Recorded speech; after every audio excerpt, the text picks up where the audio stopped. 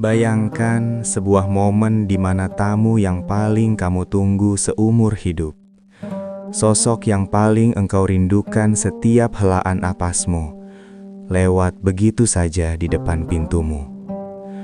Jantungmu berdebar, tanganmu gemetar bersiap menyambutnya, namun langkahnya tak berhenti di halaman rumahmu. Inilah yang dirasakan para sahabat mulia di kota Madinah. Sebuah kisah tentang cinta, kerinduan, dan keikhlasan tingkat tinggi yang seringkali terlewatkan dari lembaran sejarah hijrah sang Nabi. Hijrah bukanlah sekedar pelarian fisik dari penindasan di kota Mekah. Hijrah adalah sebuah perjalanan spiritual yang mengubah arah sejarah peradaban manusia. Setelah menempuh perjalanan gurun pasir yang sangat melelahkan, penuh bahaya dan menguras tenaga, rombongan manusia paling mulia akhirnya mendekati perbatasan kota Yatsrib, yang kelak akan harum namanya menjadi Madinah Al-Munawwaroh. Kota ini bersiap menyambut cahaya yang akan menerangi seluruh penduduknya.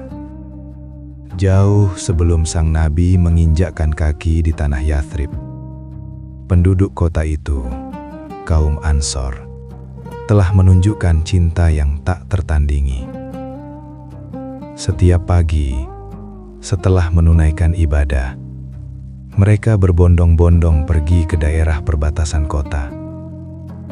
Mereka memanjat pepohonan kurma, berdiri di atas bebatuan vulkanik yang panas, menatap ufuk selatan dengan mata yang tak berkedip.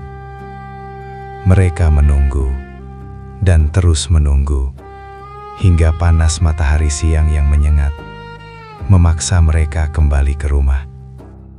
Hingga tiba hari yang paling dinanti tersebut. Hari di mana debu-debu di kejauhan mulai terlihat membubung ke udara. Dari balik kepulan debu itu, muncullah sosok unta betina bernama Al-Qaswah, membawa manusia terbaik di atasnya.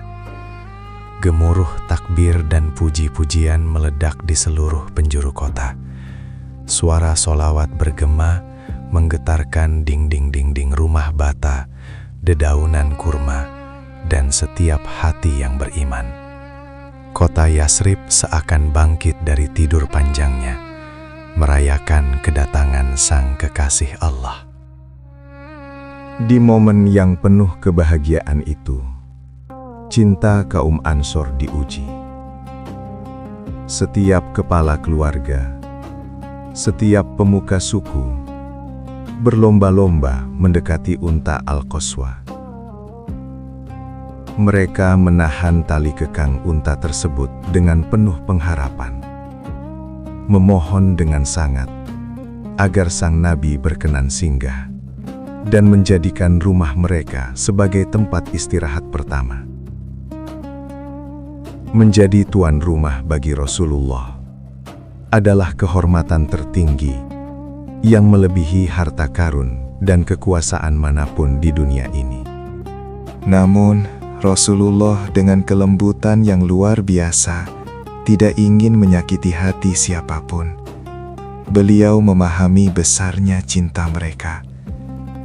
Dengan bijaksana, beliau meminta para sahabat untuk membiarkan unta itu berjalan.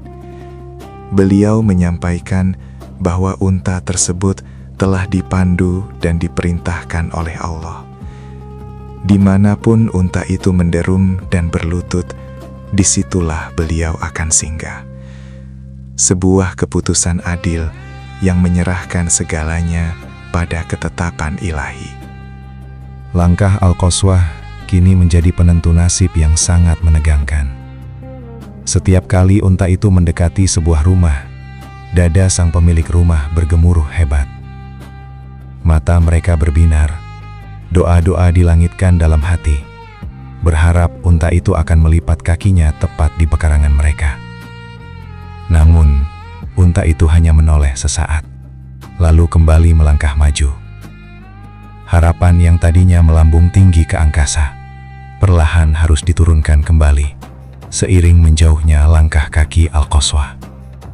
Saat unta sang nabi benar-benar melewati rumah mereka, sebuah pemandangan yang menggetarkan jiwa terjadi. Para sahabat yang terlewati ini tidak menunjukkan amarah. Mereka tidak menggerutu, apalagi merasa diabaikan atau direndahkan oleh sang nabi. Namun, air mata perlahan menetes, membasahi pipi mereka yang kasar oleh angin gurun.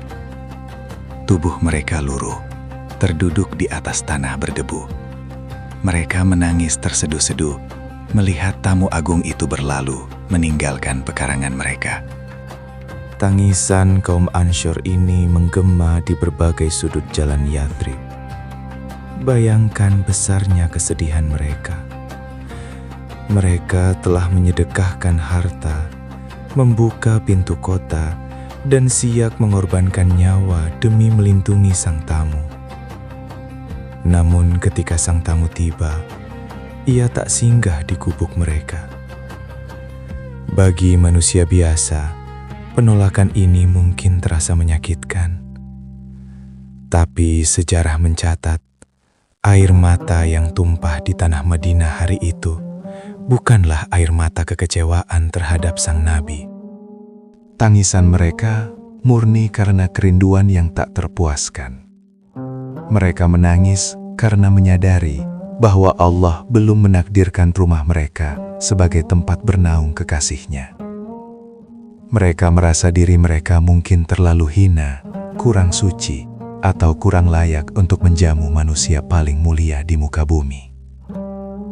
Tangisan kaum Ansor adalah tangisan cinta paling tulus. Sebuah manifestasi dari keimanan yang menyala-nyala di dalam dada.